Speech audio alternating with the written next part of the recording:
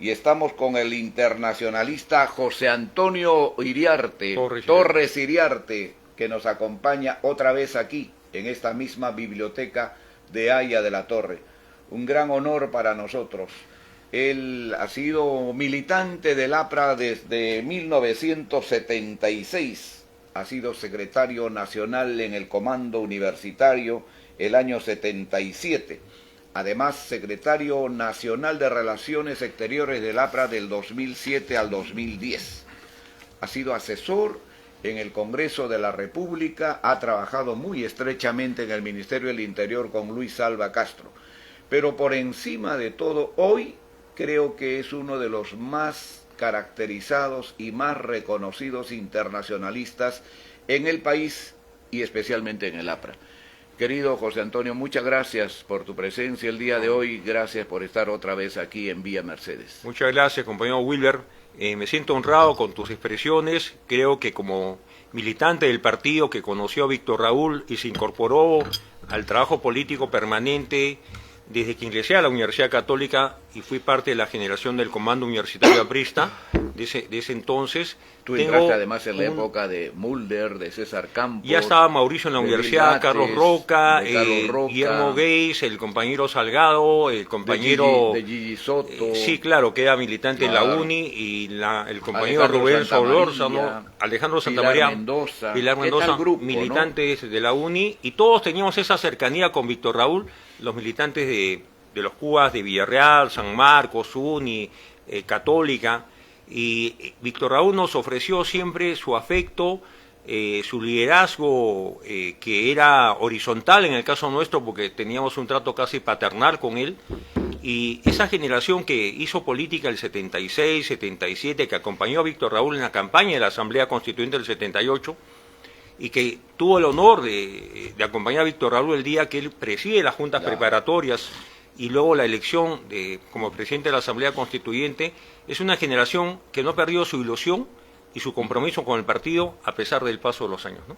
Y que ustedes siguen militando. Seguimos militando de manera ininterrumpida, ¿no? Sí. Creo que la gran mayoría, ¿no? Así es. Tal vez algún compañero ha tomado otro camino por decisiones personales que tal vez no, cada uno es libre de tomar sus propias decisiones, pero creo que el espíritu de Víctor Raúl nos acompaña hasta ahora, y ahora que estamos frente a una coyuntura nacional electoral con miras al 2026, creo que es el momento de la unidad y es el momento del trabajo político para explicar a las nuevas generaciones qué representa el APRA en América Latina, qué representa el aprismo del Perú, y cómo nosotros, que pertenecemos a una generación puente entre Haya de la Torre y la llegada del presidente García a la Secretaría General en 1982, tenemos un compromiso doble con el partido y con el Perú, ¿no?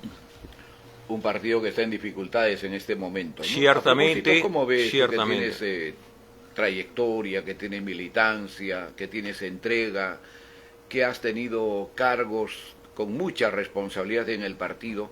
¿Cómo ves el momento actual del APRA, esta circunstancia tan difícil? Ayer mismo ha habido una reunión de los secretarios generales de las regiones, de las provincias. Obviamente hay una molestia porque parece que no se quiere tomar en cuenta la presencia de la militancia, ¿no es cierto?, para que cada uno exprese su voto, como debe ser. Claro, existe en ese momento ese tipo de listas cerradas. La lista cerrada es inaceptable, inaceptable para una coyuntura en la que el partido tiene que reencontrarse con su propio electorado, con su tradición histórica, y creo que hay que, digamos, abrir la cancha, hay que dar oportunidades a todos los militantes de todo el país, y que las barreras o vallas para inscribirse como precandidatos, sea al Parlamento Andino, senadurías o diputaciones, o precandidaturas a la presidencia o vicepresidencia, debe ser lo más abierto y transparente posible, y este concepto de lista cerrada es o contrario al sentido común y a la voluntad soberana de los militantes. Nadie nos puede limitar el voto. Absolutamente. El voto tiene que ser total y absolutamente libre. Y darle... A mí nadie me puede decir por quién voy a votar o por quién debo votar. Mi voto es expresión de mi libertad dentro del partido. Sí, y tiene que ser así, hay que defender esos principios elementales en los que Haya de la Torre siempre crió para darle unidad al partido y sobre todo fortalecer la disciplina, porque lo importante no son los protagonismos ni los yoísmos, sino hacer y entender que somos militantes de una gran causa, continental y nacional, y que el partido tiene deberes que cumplir con el gran electorado que antes votaba por nosotros y que por razones que tenemos que entender ha dejado de acompañarnos con su voto en los últimos comicios electorales. Entonces, en busca del voto que fue antes aprista en el norte, en provincias, en Lima metropolitana, tenemos que hacer un gran esfuerzo para explicar de manera lo más sencilla posible, didáctica posible, qué es el APRA, qué propone el APRA y qué esperan las nuevas generaciones de un aprismo renovado y de largo plazo, ¿no? Un poquito para tomar prestado el título de Marcel Proust, ¿no es cierto? Y diremos nosotros, en búsqueda del voto perdido. Claro, en busca del tiempo perdido, en este caso en busca del voto perdido, y creo que el APRA... Que como muy bien lo estás explicando, ¿no? Creo que el APRA debe reencontrarse con su electorado tradicional. Estoy convencido que en el corazón aprista, el sentimiento aprista, está todavía en miles y miles de electores que han tenido cercanía afectiva, política y sentimental con Aya La Torre, con los viejos líderes del aprismo nacional, y que quieren ver un partido unido, un partido además con otras voces, con otras expresiones, para que sea un partido abierto a la ciudadanía y sobre todo capte el voto de las mujeres y los hombres más jóvenes del país, que van a ser el puente para las próximas generaciones, ¿no? Pero eso también tiene un antecedente, ¿no? Y viene desde el 2010, cuando comenzó a elegirse a los miembros del Comité Ejecutivo Nacional en listas cerradas, ¿no? Así es. En listas ya establecidas. Y eso en el APRA nunca se había dado. Sí, eso la elección de los miembros del Comité Ejecutivo Nacional era por lo que representaba cada uno, por su trabajo, por su esfuerzo, un partido de cuadros, no un partido de grupos, de bandas, ¿no? Como se quiere presentar o se presentó desde el 2010. Lamentablemente eso se ha repetido y ahora se ha querido otra vez establecer, ¿no es cierto?, en estas elecciones internas que ojalá no prospere. Había una mala lectura. Creo que el partido debe entender que su desencuentro con las masas apristas, con la tradición aprista, es culpa de los dirigentes, incluso de los militantes que tal vez no han tenido la capacidad de respuesta frente a una dirigencia que no tuvo una visión clara cómo reinventarse frente a un electorado que tiene ahora otras prioridades. Porque cuando Víctor Raúl insurge en la política nacional, siendo candidato a los 35 o 36 años en el año 31, el Perú tenía otra forma de... Era un estado oligárquico, había una economía feudal, semifeudal, habían grandes haciendas en el norte, grandes latifundios en la serranía nacional, y había una clase obrera incipiente y clases medias todavía en proceso de formación. Y el gran mérito de Aya La Torre, que supo interpretar la realidad del 31, y por eso sintonizó, y tantos miles de hombres y mujeres de esa generación se sumaron al aprismo e incluso entregaron lo mejor de ellos, su vida, a la causa del aprismo en la Revolución de Trujillo, en otros procesos sociales de ese entonces que recoge la historia nacional. Entonces, creo que un aprismo en el siglo XXI, Wilber, compañero, tiene que ser un aprismo que entienda lo que es la política exterior, la política internacional, las relaciones económicas internacionales, que entienda cómo el mundo de hoy tiene tres grandes potencias que pugnan por la supremacía mundial: Estados Unidos, la Rusia de Putin, la China de partido único, el Partido Comunista Chino, que tiene una mirada hacia el África, hacia América Latina, y que incluso es un actor importante como inversor y como socio comercial del Perú en esos tiempos. Pero que entienda también que el camino que le queda, ¿no es cierto?, a nuestras naciones es la integración política y económica de gran América acierto Latina, de Víctor Raúl. Que Aya La Torre nunca se equivocó y marcó la línea y el camino, naturalmente tomando las banderas de Simón Bolívar, ¿no? Bueno, entremos al tema que nos ha convocado el día de hoy, y básicamente son tres que nos convoca y por el cual hemos estado conversando en el preámbulo de esta reunión.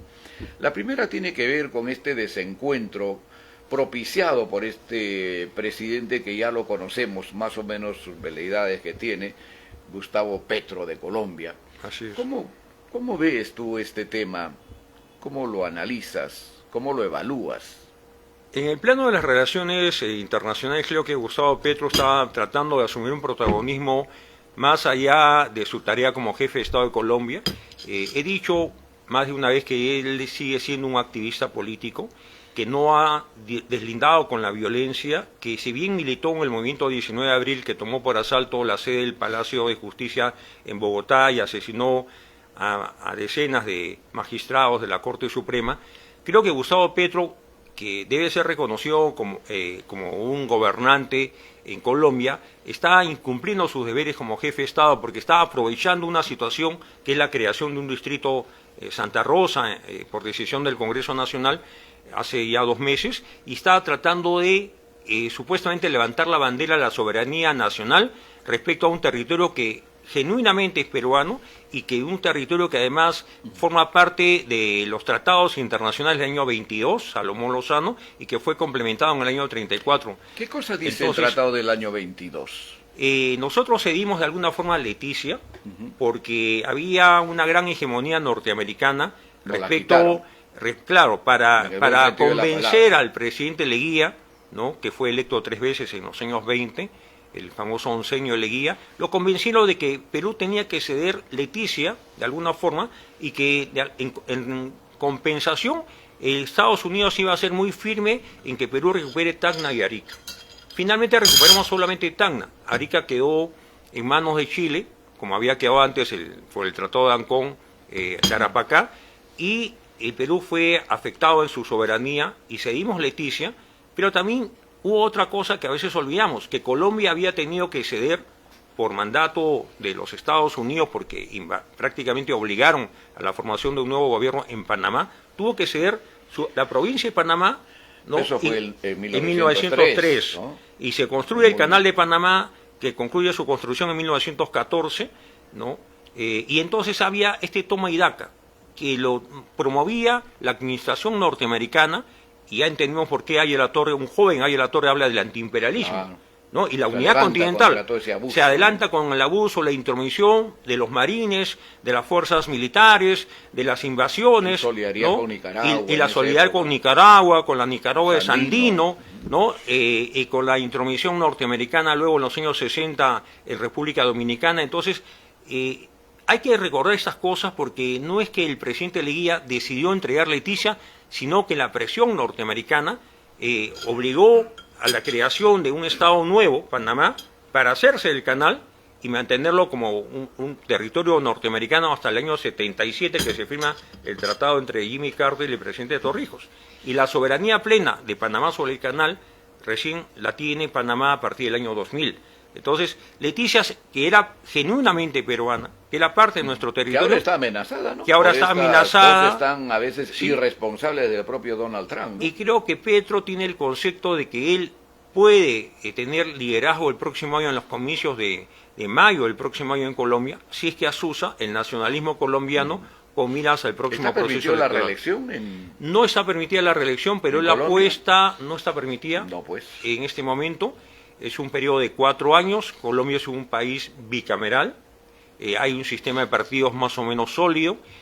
Hace pocos días hemos lamentado la muerte temprana del senador Uribe Turbay, que fue baleado por un joven adolescente, seguramente por encargo de un enemigo de la democracia, y cuando el presidente Petro debió lamentar y condenar el atentado criminal contra el senador Uribe Turbay, lo que pidió fue garantías para la vida y la seguridad del joven infractor.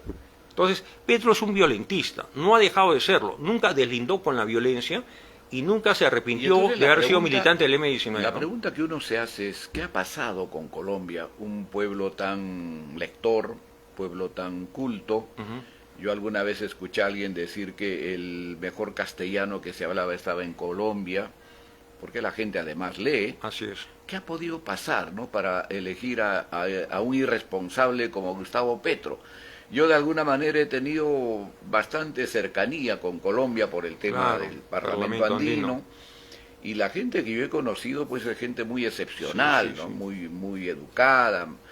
Y además no te olvides, el APRA pues tiene mucha cercanía y mucha gratitud con Colombia. Primero por Aya de la Torre, por el tema del asilo del año 49 al año 54, y luego también por el tema del propio Alan García, ¿no?, del año 92 para adelante. Efectivamente, hay situaciones... ¿Qué ha podido pasar? O sea, ¿cómo ha ocurrido esto, no? Bueno, algunas personas yo he consultado allá y tampoco se explican, como muchos periodistas ahora en la propia Colombia, no se explican lo que ha pasado, ¿no? Y lo califican como un irresponsable también al propio Gustavo Petro, ¿no? Claro, hay que explicar y recordar que el movimiento 19 de abril dejó las armas en el año 91 se incorpora a la Asamblea Constituyente del año 91 que promulga la Constitución que rige Colombia, y Gustavo Petro ha tratado de mimetizarse, ¿no? Convertirse casi en un demócrata, fue electo alcalde de Bogotá, fue opositor al gobierno de Álvaro Uribe,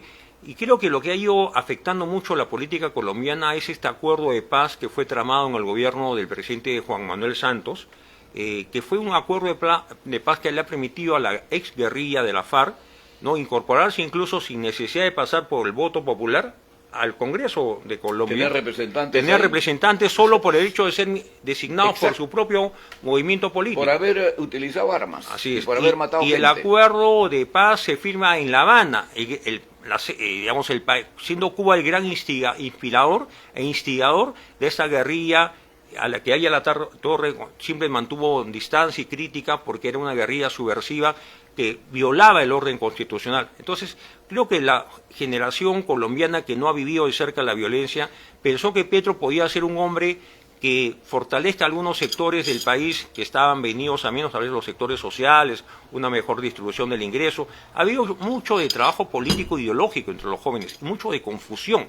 Y por eso es importante, compañero Wilber, que el partido retome el trabajo político e ideológico con los más jóvenes, porque los jóvenes son los que a veces, en medio de su ilusión y confusión, toman el camino equivocado de las armas, de la guerrilla, la subversión, o justifican actos de violencia que son inaceptables. Entonces yo creo que el pacto histórico, cuando hace candidato a Petro, y Petro gana apretadamente la elección en segunda vuelta del año 2022, no midió las consecuencias. Su competidor ha fallecido, ¿no? Ha fallecido, Hernández falleció hace unos meses. Hace unos meses, ¿no? Sí. Y no era, digamos, el oponente más calificado, porque no era un hombre formado ideológicamente. Partido, para nada. Entonces, para nada. A Petro tenía que oponerse, y tiene que oponerse a lo que él representa, un hombre formado en las ideas, sean de una tendencia u otra, pero que pueda contradecir la propuesta supuestamente ideológica de Gustavo Petro, que para mí sigue siendo un violentista, disruptivo, y que no tiene reparo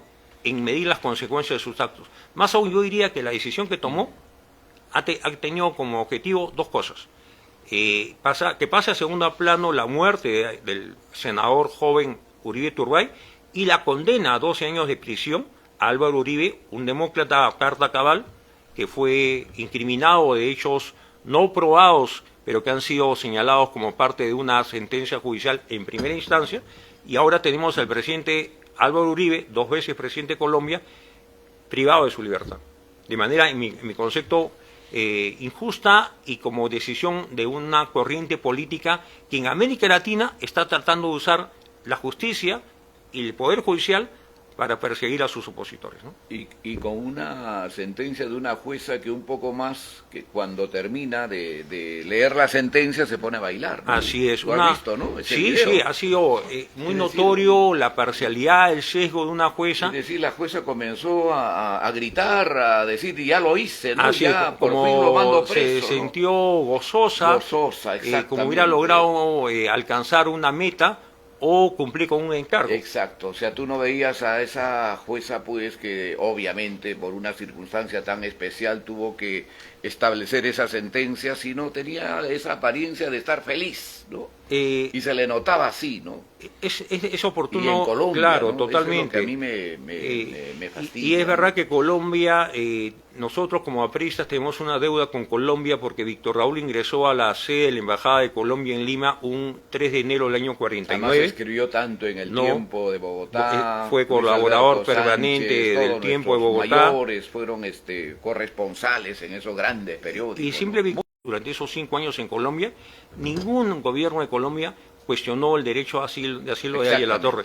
Y el presidente de Víctor Raúl, ni en los años 50... ni los liberales. Así es. Todos ambos estuvieron de acuerdo a darle garantías a la vida al presidente sobre derecho a asilo del año 54. Y es parte de la historia nacional y latinoamericana el derecho a asilo de Víctor Raúl. Y años después, Colombia, ¿no? Una cercanía y respeto por el presidente Álvaro Uribe, creo que es el momento de poner las cosas en contexto. Álvaro Uribe, en mi concepto, es víctima de un acoso político, de la judicialización de la política, y la sentencia que ha sido impugnada porque es una sentencia en primera instancia, pretende excluirlo de la vía política nacional porque lo inhabilita y además lo sentencia a 12 años de pena privativa de libertad, y es el mundo al revés. Los terroristas en el Congreso de Colombia, sin haberse arrepentido, ni haber mostrado signo alguno de deslinde con la violencia, ¿no? Y el presidente demócrata que luchó contra la FARC y contra la guerrilla subversiva vinculada al narcotráfico, privado de su libertad, ¿no? Qué bueno, querido José Antonio Torres Iriarte, nuestro internacionalista. Pasemos un poquito a hablar el tema que se está viviendo en este momento, son las elecciones en Bolivia, ¿no? Hemos estado conversando algo. ¿Cómo ves el día de hoy los resultados de Bolivia? ¿Qué pasará en estos días, o mejor dicho, en estas horas, allá en nuestra querida Bolivia? Bueno, Bolivia desde hace 20 años está virtualmente gobernada por el MAS, donde el liderazgo de Evo Morales tiene cierta hegemonía. Digo cierta hegemonía porque su liderazgo primigenio lo ha ido cediendo y compartiendo con otras personalidades como Arce o como Choquehuanca, que fue canciller alguna vez de Bolivia, y creo que Evo Morales sigue siendo un actor político a pesar de que no es candidato en el día de hoy, estaba impedido de serlo, pero él se siente como el gran elector de los bolivianos. Entonces él ha invocado y exhortado en los últimos días y horas de que el ciudadano boliviano vote en blanco o vote nulo, porque su objetivo es que más de la mitad de los votos emitidos hoy en Bolivia sean declarados nulos o sean en blanco y se anule el proceso electoral. ¿Eso puede originar la nulidad de las elecciones? En realidad, ellos hablan del 50% de acuerdo a sus leyes electorales, pero creo que eso es casi un imposible matemático y aritmético, ¿no? En el Perú, para ubicar a nuestros compañeros, una elección se anula si es que 2/3 del voto emitido son votos blancos o son votos nulos, situación que nunca se ha dado, ¿no? Entonces, creo que esa es la jugada de Evo Morales, que además está siendo incriminado por la justicia por delitos comunes, ¿no? En contra de menores de edad. Pero él insistía en querer ser candidato. Él ha insistido hasta el final. Pese a que la Constitución dice que no. Así es. Pero se estaba un poquito refugiando en que los derechos humanos dicen que sí. El derecho de elección. ¿No? Y el 2019, Wilber, él promueve la crisis, promueve su nueva postulación, fuerza su elección en segunda vuelta. La OEA interviene, ¿no? Señala irregularidades graves en los comicios del 2019. Las Fuerzas Armadas y la Policía Nacional le quitan respaldo a Evo Morales. Además, el Congreso, si bien formalmente no lo vacó, él renuncia, hay declaraciones públicas, que él abandona Bolivia en un avión fletado por el gobierno de López Obrador, ¿no? E ingresa a México con el propósito de proteger su vida, pero en realidad México le permitió hacer trabajo político, y tú y yo sabemos que un asilado no puede hacer trabajo político. Tiene que guardar silencio. Salvo que se lo permitan. Salvo que se lo permita, que fue lo que pasó, ¿no?, con López Obrador. Entonces, hizo desde México trabajo político, tiempo después fue a Buenos Aires con el apoyo del gobierno del peronista de ese entonces, y desde ahí alentó la elección de Luis Arce, en la elección del 2020, que según todos aseguran que fue una elección amañada, con un sistema electoral en manos del MAS, ¿no? Y logró quedarse, se elegido en primera vuelta. Sacaron más votos que el 2019. Sí, más votos que el 2019. Fue 47% más. Ellos sacó 55%. ¿No? Fue una amplia victoria. Subió. Pero hay un detalle, Wilber, que se habla mucho que el padrón electoral en Bolivia está inflado, sobre todo en Santa Cruz y otras localidades del territorio boliviano, y va a ser difícil, según los que conocen mejor el padrón electoral, de que con un padrón inflado pueda un opositor ser elegido presidente. Ahora, hoy compiten diversos candidatos, los más voceados como posibles líderes que van a pasar a segunda vuelta es el candidato Doria, ¿no?, y el candidato Tuto Quiroga. Doria, que fue gobernador de Santa Cruz. Sí, si estoy bien informado. Claro, sí, y además tiene un liderazgo empresarial reconocido, es vicepresidente de la Internacional Socialista, es un líder internacional, un hombre con fortuna. Algunos lo señalan que nunca deslindó con Evo Morales y que sus negocios privados se han beneficiado de las políticas del gobierno de Evo Morales. ¿no? Y el caso del doctor Bueno, Quiroga... también como muchos empresarios, ¿no? Así es. En la época, incluyendo algunas empresas peruanas, ¿no? Así es. Yo me quedé sorprendido cuando estuve en Bolivia y me enteré allá y me informaron que el banco más grande que había en Bolivia en la época de Evo Morales, no sé si todavía ahora, ¿no es cierto? Me dijeron, ¿sabe cómo se llama? Yo la verdad no tenía ni idea. Dije, pues será el Banco Nacional de Bolivia, ¿no? Y me dijeron, Banco de Crédito del Perú. Así es. ¿No? La tercera compañía más grande que había en insumos de alimentos, distribución de alimentos, era del Grupo Romero. Sí, es verdad, y es bueno que hagas esta digresión, acotación, porque efectivamente las relaciones económicas entre Perú y Bolivia en el plano empresarial son muy estrechas. Como también y crecieron. En nuestro gobierno, por ejemplo, te digo, nosotros encontramos con 100 millones de dólares el intercambio comercial y lo trepamos casi a 1.000 millones de dólares, sí, que es lo que no sé si hasta ahora se mantiene. Ahora, Bolivia llegó a tener un récord de reservas internacionales de más de 15.000 millones de dólares en los años de bonanza con Evo Morales, porque ellos renegociaron los contratos de explotación gasífera, que lo que le significó mayores rentas al Estado. Inició un proceso de transformación social, algunas reformas, entrega de bonos, subsidios, pero cometió algunos errores en su política económica. La entrega así tan abiertamente irresponsable de los bonos. Los subsidios ilimitados, sobre todo a la gasolina, fueron contraproducentes. $1 se cuesta el galón de gasolina ya, claro. Era increíble. Entonces, era increíble. La supuesta reducción de la pobreza que se produjo durante los años de Evo Morales fue ficticia, y ahora que la economía boliviana depende cada vez del sol peruano, depende más del comercio bilateral, y hay cierta necesidad de contar como moneda transable en las calles de la ciudad principal de Bolivia. No cuentan con el dólar, no cuentan incluso con el boliviano, sino con el sol peruano, que es la moneda eso, ¿no?, de mayor uso, ¿no?, comercial, cotidiano en las calles y mercados de Bolivia, porque de alguna forma, y no es casualidad, Wilber, de que los grupos empresariales como el Grupo Romero y otros grupos hayan invertido en la plaza de Bolivia, porque ven que es un mercado casi concomitante con el mercado nacional. Y por eso la zona de frontera entre Puno y Bolivia es tan exitosa. Uno encuentra en Bolivia Boyante, encuentra en Puno Los que hemos estado allá conocemos de cerca cómo es ese intercambio comercial, ¿no? Es intenso. Donde no se conoce diferencias, donde no se conoce ese tipo de rivalidades, o sea, la gente cruza, pasa, son como hermanos ahí. Son fronteras vivas, vivido, son fronteras vivas, ¿no? Y yo espero que estas próximas horas la comunidad internacional esté vigilante para que no se produzca o no se consuma un fraude electoral. Ojalá que pasen a segunda vuelta cosa, ¿no? Ya sea el candidato Doria o el candidato Quiroga, que el MAS acepte su derrota, que trabaje políticamente para tener nuevamente la oportunidad de volver al gobierno, y que ojalá el MAS se pueda liberar de la hegemonía digamos, sin competencia que pretende tener Evo Morales en Bolivia, ¿no?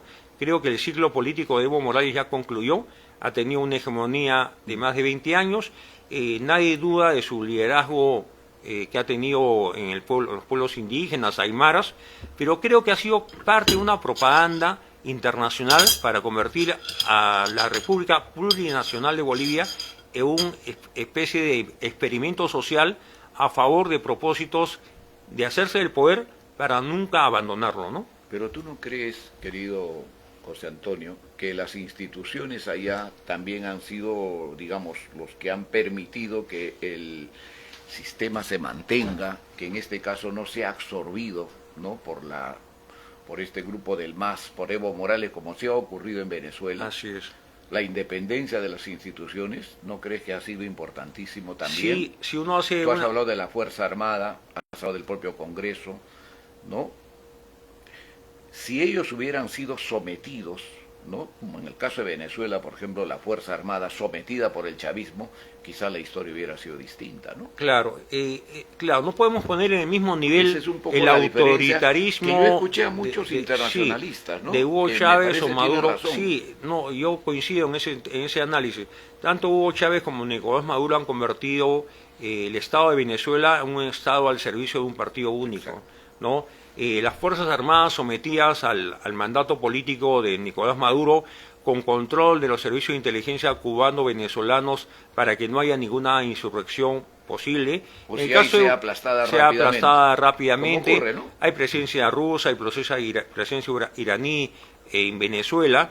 En el caso de Bolivia también hay presencia iraní, hay presencia de los servicios de inteligencia seguramente cubanos, pero ciertamente hay ciertas dosis o ciertos niveles de autonomía en algunos poderes o instituciones del Estado boliviano. La Fuerza Armada sobre todo. La Fuerza Armada y la Policía Nacional tener voz propia, ¿no? Han tenido voz propia en el 2019, fueron firmes en su decisión de no respaldar el fraude y pedirle al presidente que deje el gobierno. Y además, claro, hay que también decir que en ese momento hay más de 200 presos políticos en Bolivia. La presidenta transitoria Yanine Áñez ha sido condenada a 10 años de pena privativa de libertad. El gobernador Camacho de Santa Cruz está privado de su libertad. Y hay decenas de hombres opositores al gobierno del MAS que han sido privados indebidamente de su libertad por una decisión política de los tribunales, de alguna forma al servicio del partido de gobierno, ¿no? Influenciado por este gobierno. Definitivamente, aunque Arce dice que es ahora crítico de Evo Morales, muchos no creen que esas diferencias sean ciertas. A eso iba. Y esa diferencia, esa lucha, entre comillas, entre Arce y Evo Morales, ¿cómo lo calificas? ¿Por qué se da, para comenzar? No, pueden haber, digamos, matices, diferencias de carácter ideológico, programático, pero yo creo que es parte tanto que Evo Morales no puede abandonar su zona, ¿no? La zona del Chapare, ¿no? Donde él se ha confinado y se siente, digamos, hegemónico. Yo creo que más allá de las estrategias o las poses o los actos declarativos, sí hay diferencias. No creo que sea en extremo, porque también las personas formadas en ese ámbito político tienen sus propias estrategias para confundir al oponente, ¿no? Sin embargo, creo que esta tarde, cuando se conozcan los primeros resultados, y espero que los observadores internacionales cumplan su papel decisivo, ¿no? La OEA y otros organismos internacionales, se conozcan resultados que no sean impugnados por ningún candidato.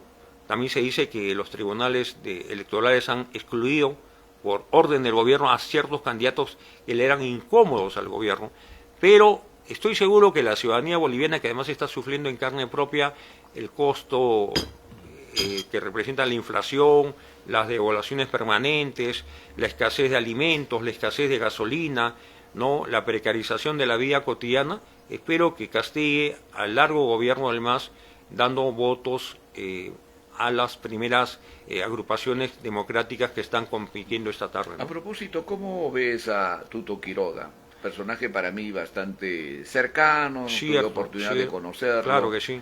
¿Cómo lo calificas? Bueno, es una personalidad muy apegado al grupo, especialmente que promovió esta institución de Vargas Llosa, ¿no?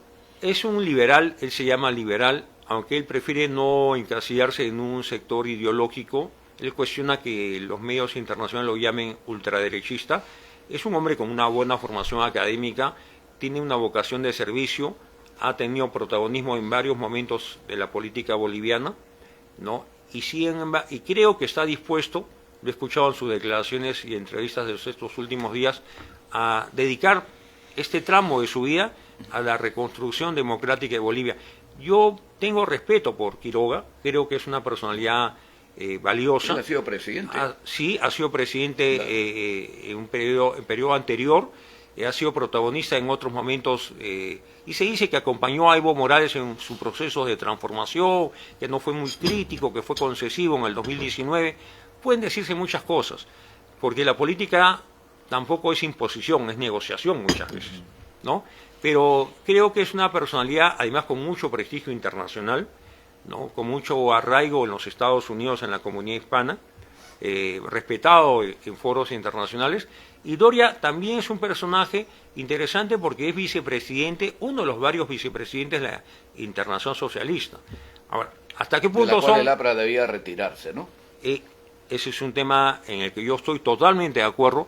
Creo que el camino del APRA, tener un camino distinto, alejado del Foro de Sao Paulo, alejado del Grupo de Puebla, y no tenemos por qué ser miembros plenos, ni siquiera observadores de la Internacional Socialista. Sí, porque observadores fuimos siempre. Ahí a la Torre asistía a los eventos de la Internacional Socialista como observador el año 76, ¿no? No sé en qué momento el partido tiene que ser, y será el primero, ¿no es cierto?, en pedir la desafiliación del APRA de la Internacional Socialista. Lamentablemente la Internacional Socialista de estos tiempos, con Pedro Sánchez, con otros líderes europeos, ha tomado el camino equívoco, porque en vez de tener una posición crítica respecto a tiranías como la de Cuba, Nicaragua o Venezuela, ha sido complaciente, ¿no? Todos conocimos al presidente del gobierno español, José Luis Rodríguez Zapatero, que llegó al Perú en alguna oportunidad, que fue bastante dialogante con el gobierno del presidente García, de Maduro, pero ¿no? Se ha convertido en un operador político de Nicolás Maduro, rentado aparentemente, que viaja por el mundo para encontrar salidas, dice él, políticas, democráticas, y que no ha sido capaz de cuestionar, ni siquiera observar el fraude electoral del año pasado. Donde de Venezuela. Hablamos de Venezuela. Sí. Entonces, creo que figuras como Rodríguez Zapatero, el propio Pedro Sánchez, tan alejado del socialismo de Felipe González, ¿no? Un líder histórico del Partido Socialista Obrero Español, creo que están desdibujando que lo conoció lo de la que Torre, fue alguna vez juntos el año 76 con Rómulo Betancourt, allá en Caracas. Hasta ahora conservamos una foto de ahí a la Torre, cita con histórica, Rómulo cita Betancourt, histórica. con Carlos Andrés Pérez, ¿no?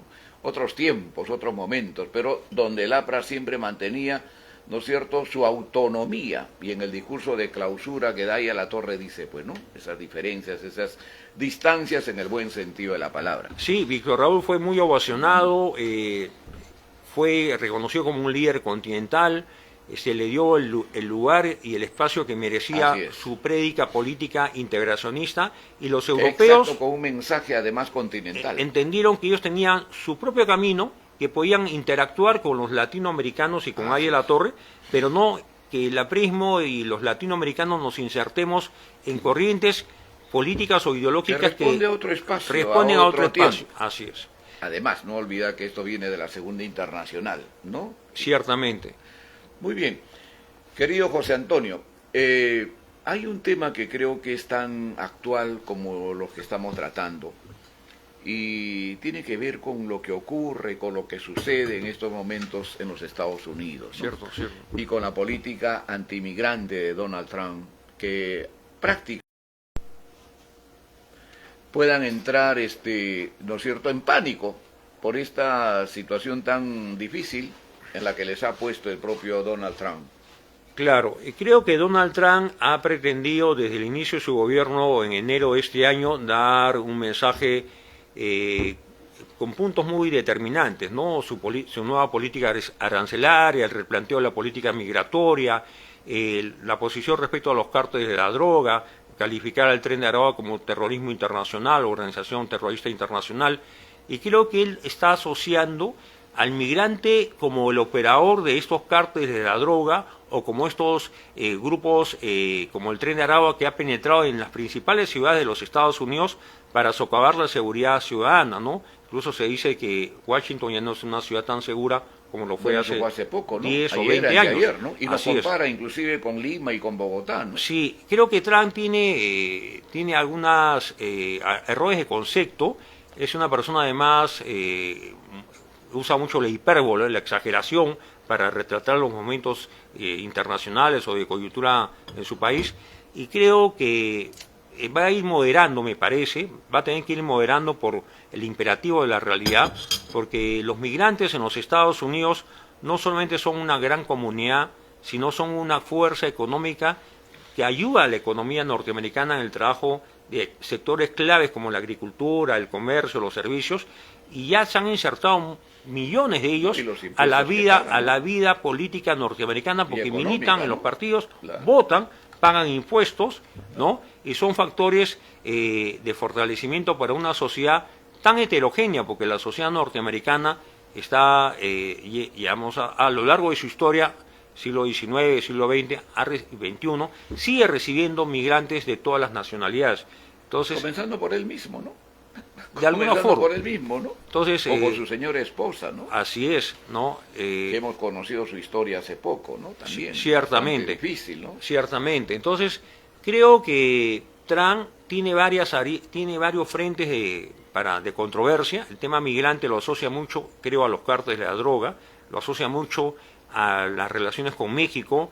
Existe pues una presencia mexicana importante entre los migrantes hispanoamericanos, ¿no? Y muchas veces se toman decisiones sobre los hispanoamericanos pensando en función de los mexicanos y no del conglomerado de colombianos, peruanos o de otras nacionalidades que también son parte de la población migrante en los Estados Unidos. Creo que su discurso va a irse moderando, las leyes antimigrantes son severas, de alguna forma la Corte Suprema de los Estados Unidos le ha dado la razón en algunos aspectos, hay algunas cortes de estados de la Unión Americana que han limitado la acción de su gobierno, pero en ese momento Trump tiene el apoyo de la mayoría de los miembros de la Corte Suprema de los Estados Unidos, que tienen siempre una opinión más que jurídica, a veces política en ciertos temas, ¿no? Bueno, porque ellos los nombran. Así es, así es. Y el tema es que esos miembros de la Corte Suprema son designados, ¿no es cierto?, o elegidos, entre comillas, de por vida. Así es.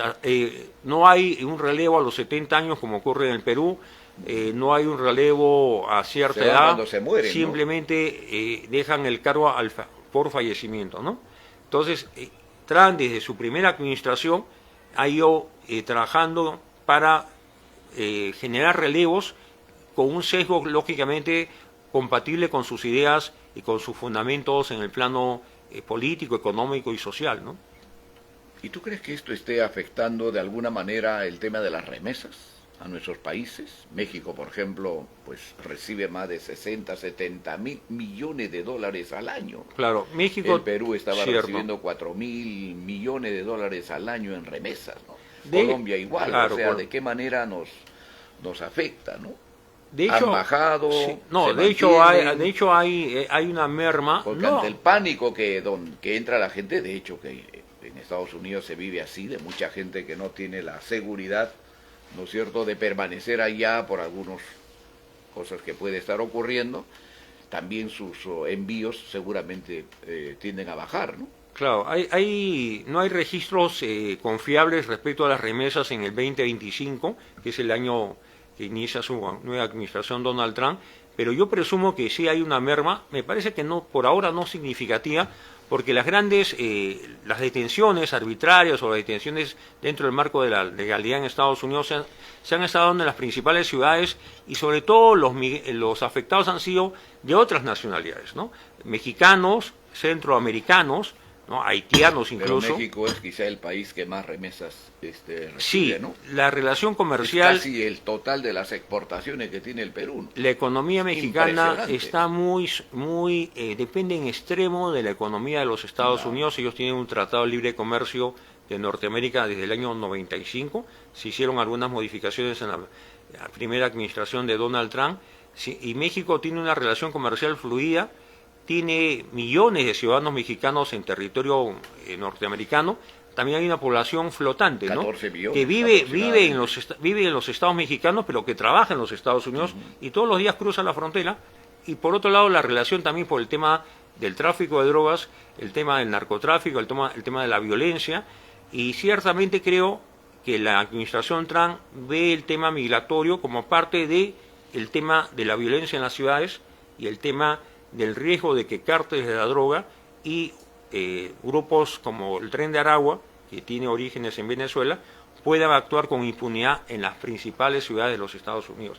Y a eso apunta, creo, su decisión de incluso estar sutilmente amenazando a la administración o al gobierno autoritario de Maduro con una intervención, llámese militar, o una intervención bueno, como ya política. Han mandado, han enviado, ¿no? Algunas embarcaciones. Hay embarcaciones en la zona próxima, ¿no?, del Caribe. Más de 4.000 marines. Así es, eso no es casualidad.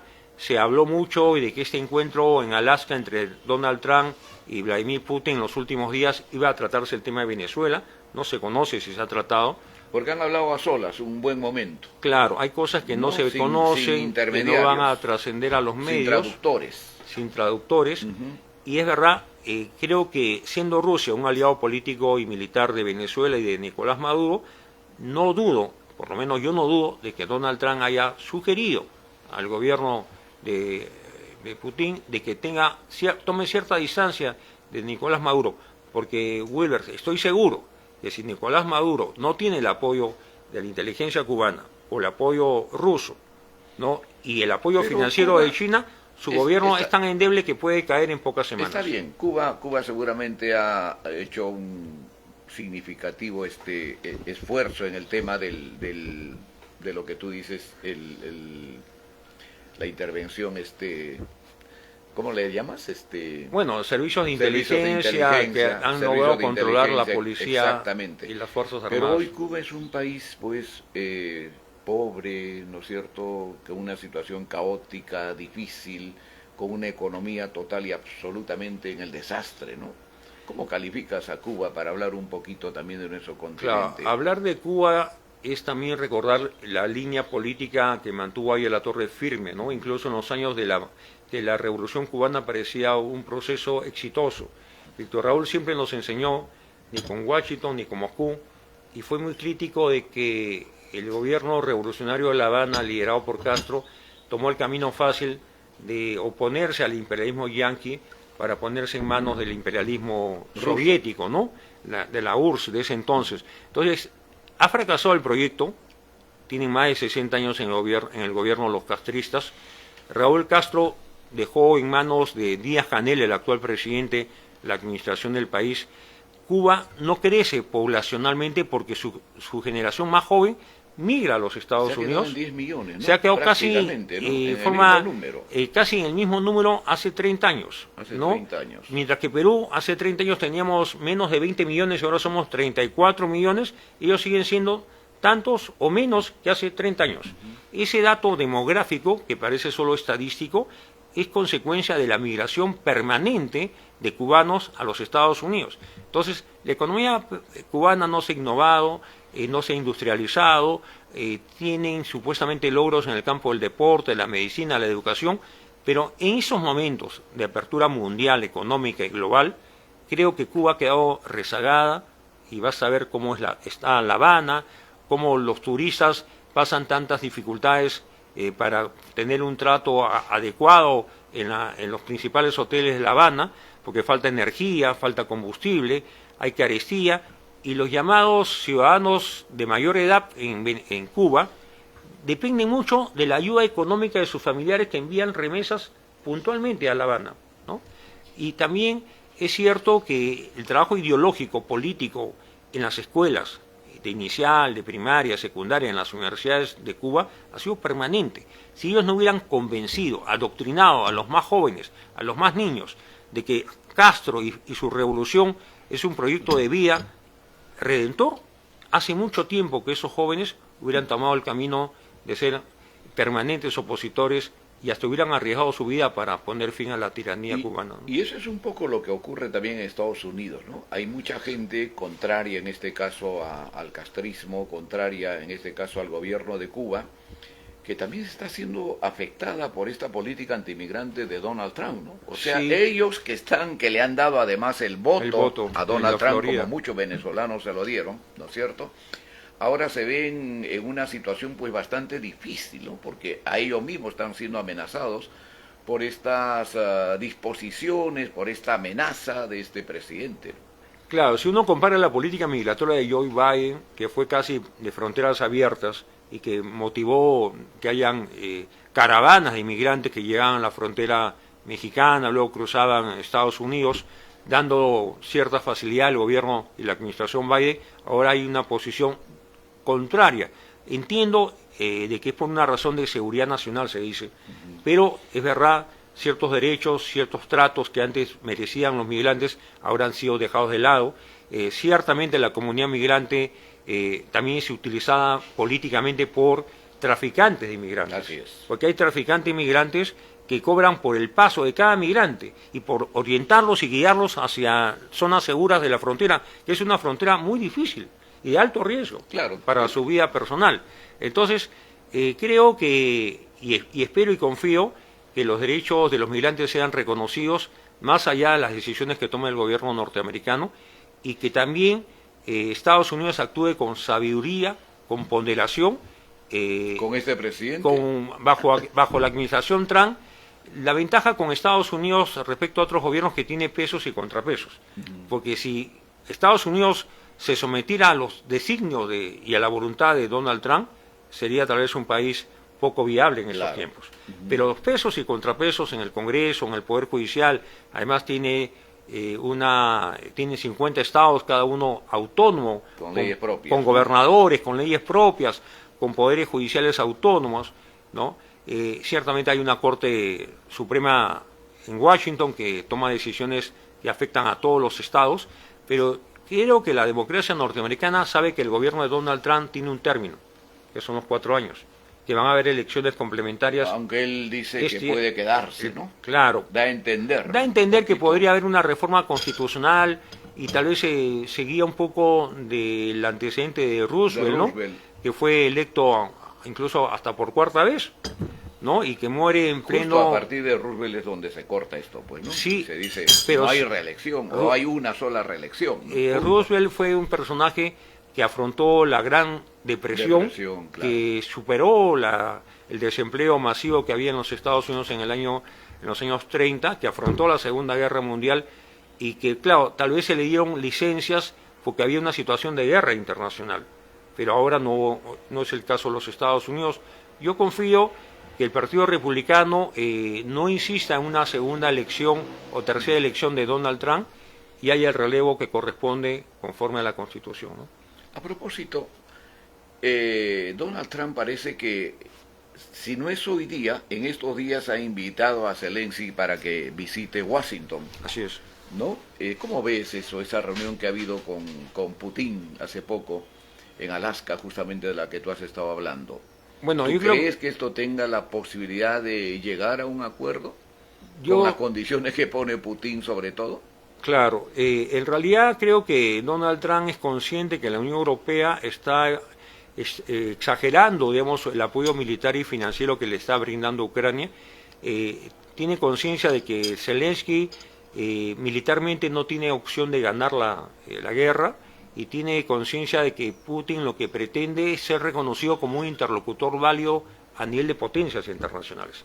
Alguien ha dicho por qué le ha puesto alfombra roja, por qué le ha dado un trato tan diferente al llegar a Alaska. Porque lo aplaudió, ¿no? En varias oportunidades. Entonces yo creo que son gestos políticos, ¿no? Porque lo que Rusia pretende, Rusia es un país inmenso, tiene 17 millones de kilómetros cuadrados, pero tiene un problema poblacional, solamente hay 150 millones de habitantes, ¿no? Y es un país despoblado, ¿no? Pero con una cultura de centurias, ¿no? Y creo que Putin quiere sentirse igual que Trump e igual que el líder chino, y creo que Trump le está dando en la yema del gusto, o sea, le está dando un trato diferente, un trato de un líder. Bueno, pero a condición de que Ucrania esté totalmente sometida, de que Ucrania pierda territorio, de que salga Zelensky del gobierno. Yo creo que parte de la negociación va a ser... no sea parte de la OTAN, Unión Europea, de la OTAN. De la Unión Europea, claro. Entonces, ¿quién le va a aceptar eso, no? Ahora, yo creo que la respuesta también de los presidentes de Francia,